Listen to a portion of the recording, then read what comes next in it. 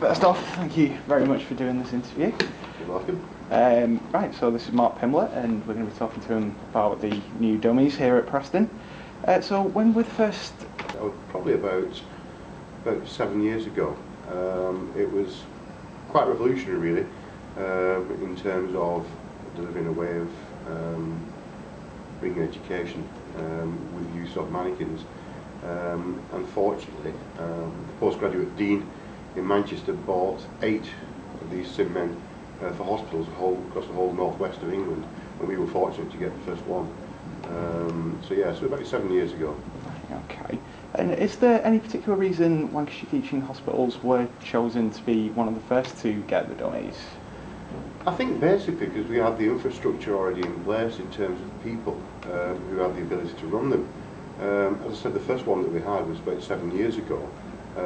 I'd already learned how to use the mannequins then, I'd already learned how to write the software. And coming from a technical background in operating department practice, the key component, which was me, was already in place.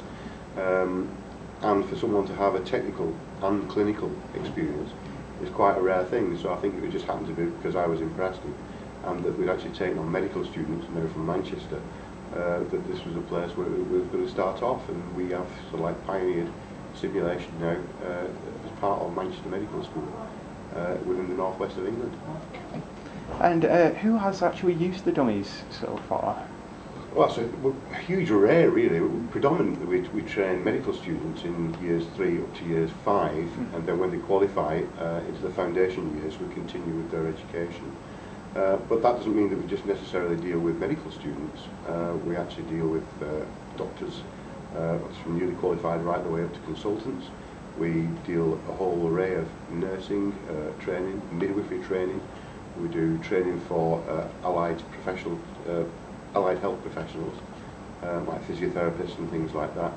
We've actually done quite a lot of work with the fire brigade and multi-agencies like paramedics and things. So it's sort of anybody really who has any hands-on input into acute patient care, we sort of get involved in doing some training with. Okay.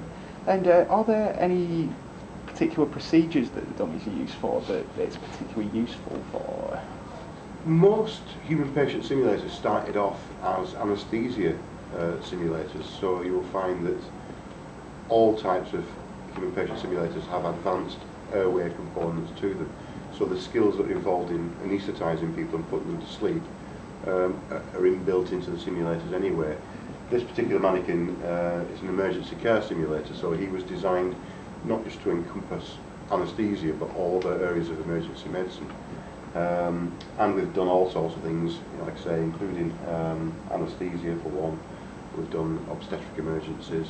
We've done a lot of work recently in advanced respiratory medicine, particularly with the pandemic flu and the swine flu training, using simulation, which is pioneering. That's like, recently we've done national courses on that type of training. So it's a huge array, really. It's just simulation is limited by imagination. Yeah.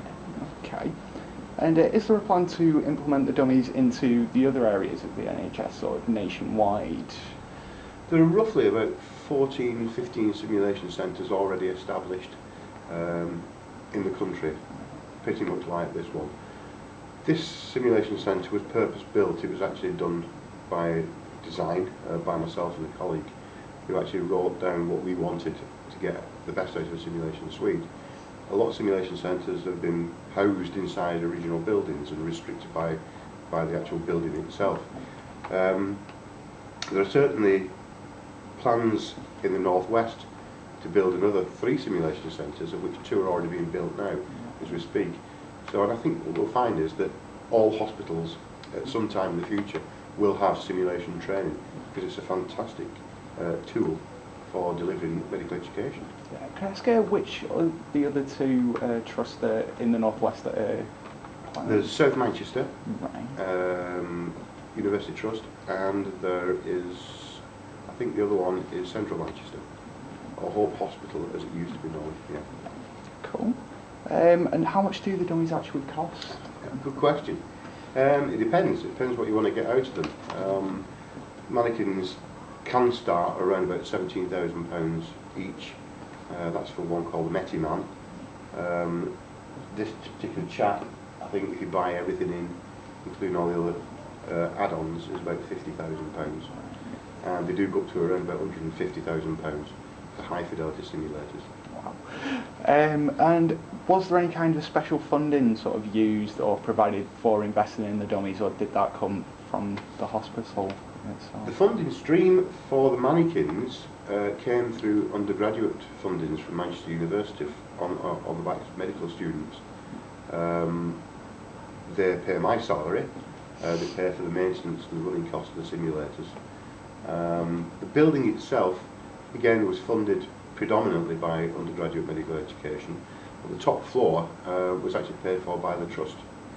So this particular floor cost about £1.5 million to actually put in, and it's co-run now between Lancashire Teaching Hospitals and Manchester University Medical School. Okay, that's brilliant. Okay. Yeah, that's fantastic. Thank you very much.